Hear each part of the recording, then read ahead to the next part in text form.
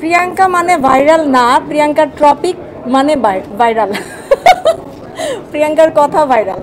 অবশ্যই বাংলাদেশের প্ল্যাটফর্মে এমন সুন্দর করে জমকালো আয়োজনে এবং সবাইকে নিমন্ত্রণ করে এত সুন্দর যিনি আয়োজন করেছেন তিনি আমার বোন মলি।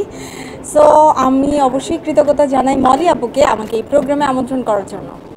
এবং অবশ্যই ডেকোরেশন দেখে মনে হচ্ছে যে আজকে রাতে ধামাকা কিছু হতে যাচ্ছে। প্রিয়াঙ্কা মানে ভাইরাল না, প্রিয়াঙ্কার টপিক মানে ভাইরাল। প্রিয়াঙ্কার কথা ভাইরাল। আসলে সবার ভালো লাগে, এই জন্য সবাই আমাকে ভাইরাল করে। আমার কোন কথা, আমি কবে বিয়ে করবো, আমি কবে কোন টাইমে, সবার মানে চিন্তার বিষয়। 4-5 বারই শোতে গিয়েছি। সো আমি খুব বেশি দুবাইতে যাই না, এই ইনফরমেশনটা সবার জানা নেই।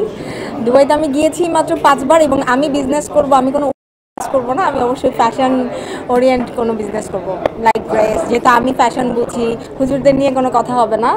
রেসপেক্টেড পার্সনদেরকে রেসপেক্টেড জায়গায় রাখতে হয়। আমার অনেক প্রস্তাব আসে এবং আসবে, আর আসাটাই খুব স্বাভাবিক। সো এটা নিয়ে তো মানে চিন্তা ফিকিরের কিছু নাই। ইনশাল্লাহ আমার সামনে 2টা সিনেমার কথা চলছে, খুব শীঘ্রই আমি সবাইকে জানাবো যে আমি কবে করছি, কবে থেকে স্টার্ট করছি।